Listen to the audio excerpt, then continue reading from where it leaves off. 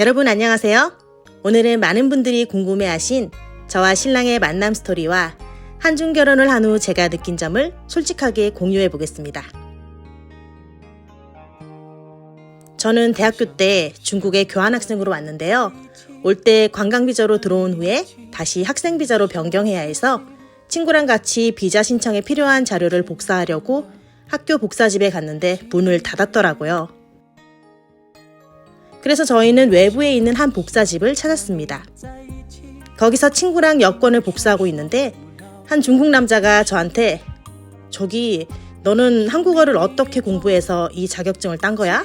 라고 하는 거예요. 순간 저는 뭔 소리를 하나 싶어서 까칠하게 무시할까 하다가 네, 그랬습니다. 그 사람 좀 제 스타일이었어요. 당시 중국에 온 지 한 달 좀 더 넘었을 때인데 그 사람은 좀 다른 중국인들이랑 달라 보였어요. 선한 인상에 깨끗한 피부, 흰 셔츠와 정장 바지를 말끔하게 입고 있어서 상당히 호감형이었습니다. 그래서 저는 난 한국 사람이고 이건 자격증이 아니고 내 여권이야 라고 어설픈 중국어로 알려줬죠. 참고로 당시 제 중국어는 아직 중급 수준밖에 되지 않았어요. 순간 좀 띠용 하는 눈빛으로 저를 보던 그 사람은 멋쩍게 웃으면서 자기는 여권이라는 걸 처음 봐서 몰랐다고 하더라고요. 중국은 자격증 같은 것들이 보통 미니 사이즈고 같은 동양인이라 외모로 구분도 안 되고 또 무엇보다 그 장소에 한국인이 복사하러 왔을 거라는 걸 상상도 못했기 때문에 제 여권을 한국어 자격증 같은 걸로 생각했대요. 아니 뭐 촌놈이 뭘 알았겠냐면서요. 당시는 한류 붐으로 한국어를 배우려는 중국인이 많았거든요. 신랑도 미래의 비전을 위해 외국어를 공부해볼까 생각하고 한국어에 관심을 가지던 차에 여권을 착각하고 한국어 고수로 보이는 저에게 말을 걸었던 거죠. 그때 당시 저희 유학생들은 중국인 친구를 만들어서 서로 언어 교환하며 공부하는 게 유행이었어요. 아무튼 그렇게 저희는 같이 공부하자라는 걸 시작으로 연락처를 교환하게 되었습니다. 누가 먼저 물었는지는 기억 안 나요. 서로 상대방이 먼저라고 하고 있다는. 아무튼 그 오빠야는 이미 졸업을 해서 사회인이었어요. 당시 신랑이 다니던 회사가 바로 복사집 위에 있었대요. 마침 회사 복사기가 고장나서 내려와서 복사를 했던 거죠. 참 복사기 열일했다 그죠? 그 오빠는 회사원이다 보니 바빠서 자주 만나진 못했어요. 한 달에 한 번 볼까 말까였죠. 그러다 보니 자연스럽게 공부에는 뭐 딱히 도움이 되지 않았고요. 뭘 만나야 공부를 하지. 사이가 애매해지니까 꼭 만나서 공부해야 한다고 부담 느끼지 말고 그냥 서로 편하게 친구하자고 하더라고요. 어쨌든 너는 외국에 혼자 나와 사니까 도움이 필요하면 언제든지 연락하라고요. 그리고 가끔 전화통화 몇 번 했던 것 같아요. 제가 뭘 잘 몰라서 물어볼 때 도움을 구했죠. 그러면 그때마다 그 오빠는 제 회화 연습을 도와준다고 어설픈 제 중국어에도 짜증내지 않고 저랑 한참을 이야기해 주었어요. 사실 그때까지는 이성의 감정은 아니었어요. 좋은 사람인 것 같다는 느낌은 들었는데 진짜 그때 당시에 저로서는 이게 말도 안 되는 일이었거든요. 그리고 또 그 오빠도 저를 딱히 동생 이상도 이하도 아니게 대하는 게 느껴지기도 했고요. 그리고 나중에 알게 된 건데 그때 오빠한테 여자친구가 있었대요. 어느 날 그 이야기를 해주면서 여자친구를 소개해주겠다며 저를 불러 다 같이 식사를 하기도 했죠. 그렇게 저는 혹시 싹틀 뻔한 감정들을 혼자 지워야 했습니다. 어느 날부턴가 오랜만에 오빠한테 연락을 해봤는데 목소리가 좋지 않더라고요.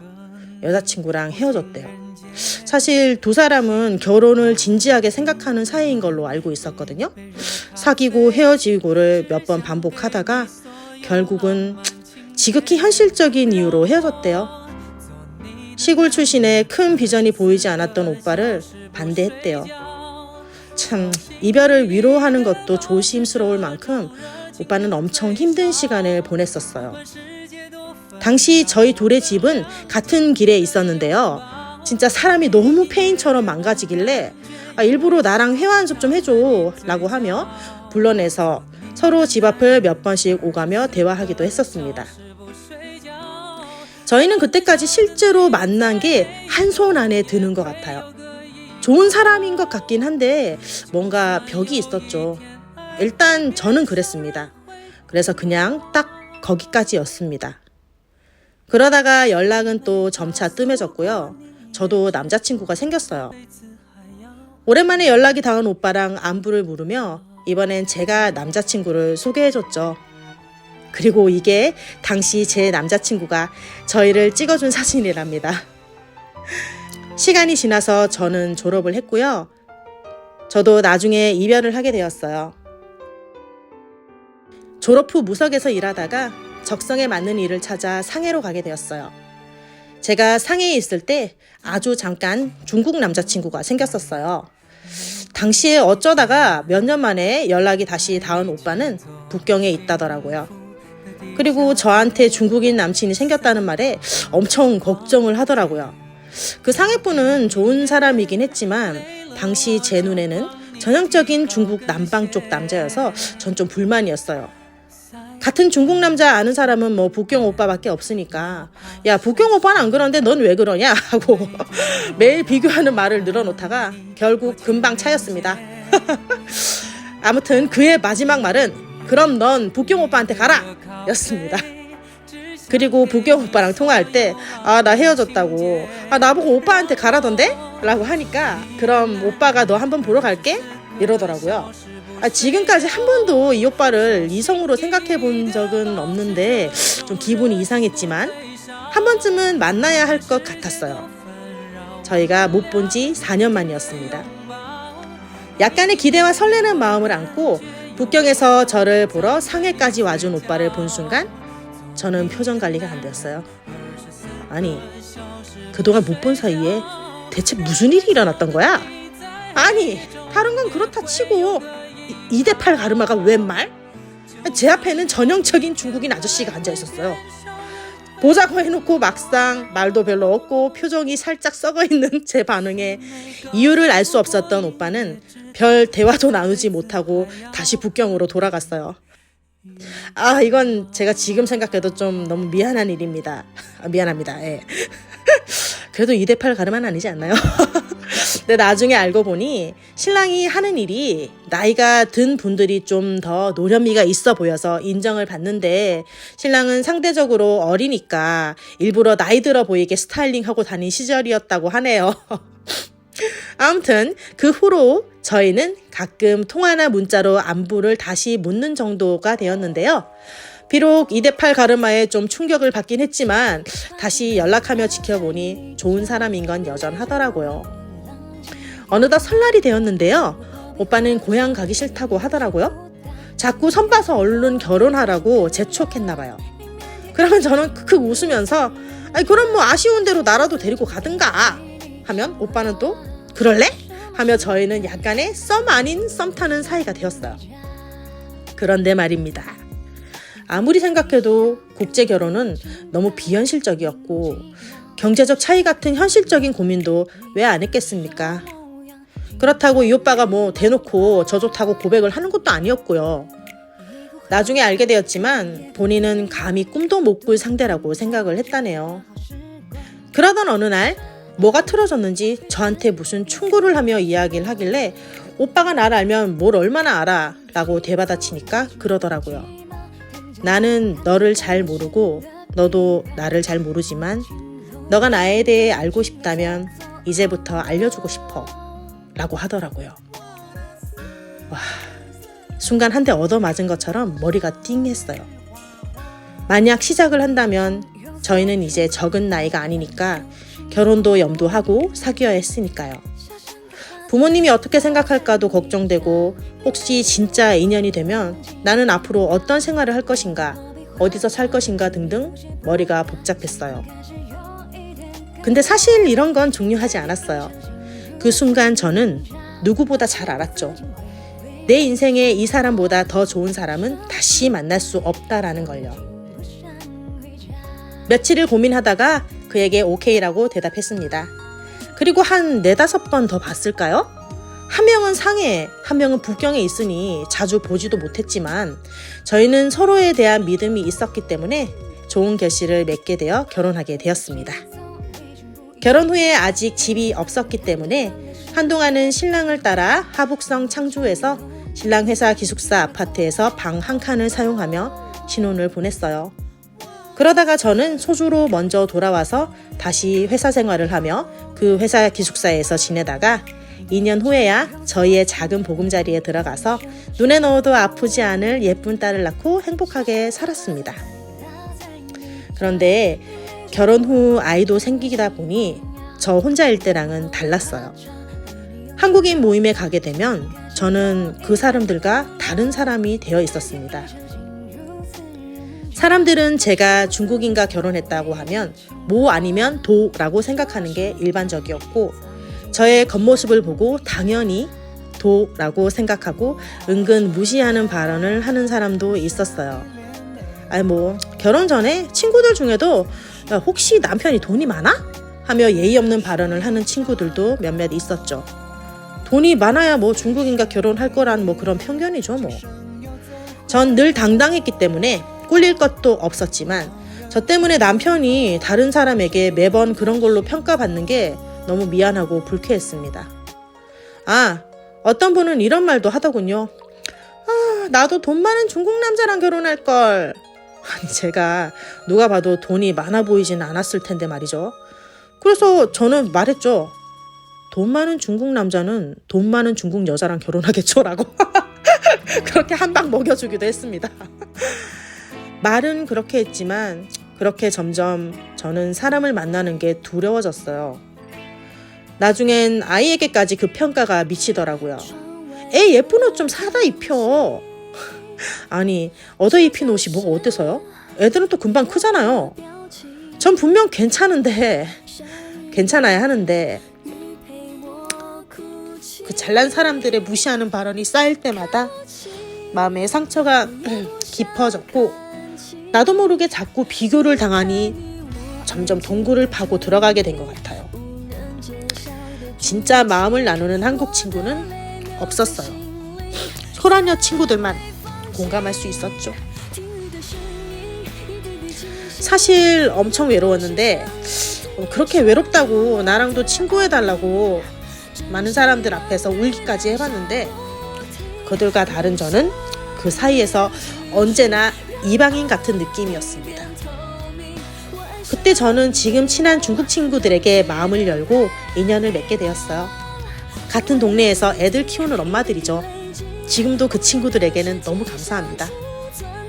신랑이 회사를 나와 시작한 사업이 잘 되지 않아서 큰 빚을 졌을 때 저한테 이혼하자고 하더라고요, 인간이. 더 이상 저를 행복하게 해줄 수 없을 것 같다면서 울면서 이혼하재요. 진짜 웃겼습니다. 행복이 뭐죠? 돈인가요? 내가 돈을 받으면 너랑 결혼 안 했겠지, 이 남자야. 당연히 이혼 안 해줬습니다. 남자가 실패할 수도 있지. 젊은데 뭐가 걱정이냐고. 없으면 또 같이 벌어서 열심히 살면 된다고요. 그렇게 저희는 지금까지 정말 열심히 달려왔습니다. 남들이 화려한 겉을 가꿀 때 저희는 안부터 채웠고 다행히 이제 슬슬 그 빛을 보기 시작합니다. 물질적 여유가 생기니 사람들의 태도가 달라졌어요. 하지만 여전히 친구가 되진 못했고요. 스토리는 너무너무 많지만 평소에 1년 넘게 연락 한 번 없다가 기사로 이용하고 싶을 때만 저를 활용하는 거? 예전에 저에게 상처를 줬던 사람들은 다 귀임해서 이제 거의 없는데 그 뒤로는 만남 자체를 안 하기도 했고요. 전 예전에 트라우마 때문에 사람을 사귀는 게 점점 두려워졌어요. 근데 그건 분명 제 스타일이 아닌데 전에 사람들이 나한테 했던 것과 똑같이 저도 그들한테 해보니 제 영혼이 썩어가는 것 같았어요. 저는 몇 년을 그렇게 살았습니다. 유튜브를 시작한 이유는 여러 가지가 있지만 저는 가장 저다운 모습을 보이며 다시 한번 사람들에게 다가가고 싶은 생각도 있었어요. 감사하게도 겉모습이 아닌 내면을 봐주시고 따뜻하게 안아주신 분들 덕분에 저의 상처가 조금씩 아물고 있습니다. 그리고 현실 생활에서도 이런 저의 아픔을 이해하고 안아주시는 분들이 계셔서 저는 조금씩 다시 마음의 문을 열고 있습니다. 여기까지 길고 긴 제 이야기를 들어주신 분들 진심으로 감사합니다. 저는 앞으로도 지금 이 감사한 마음을 기억하고 열심히 달려보겠습니다. 모두 행복하시기 바랍니다.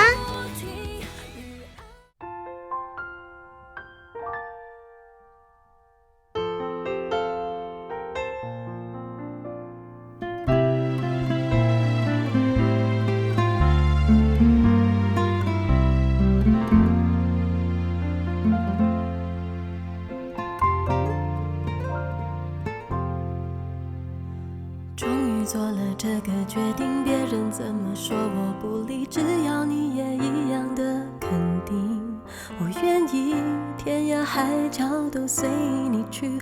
我知道一切不容易，我的心一直温习说服自己，最怕你忽然说要放弃。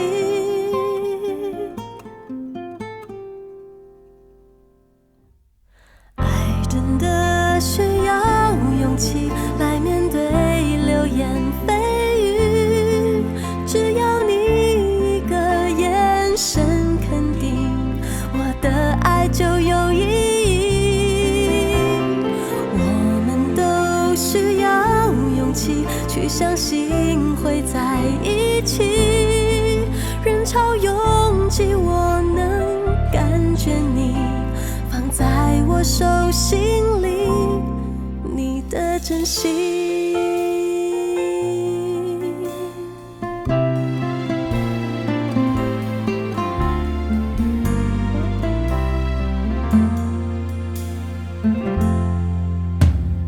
终于做了这个决定，别人怎么说我不理，只要你也一样的肯定，我愿意天涯海角都随你去。我知道一切不容易，我的心一直温习说服自己，最怕你忽然说要放弃。爱真的需要勇气来面对流言蜚语，只要你一个眼神肯定，我的爱就有意义。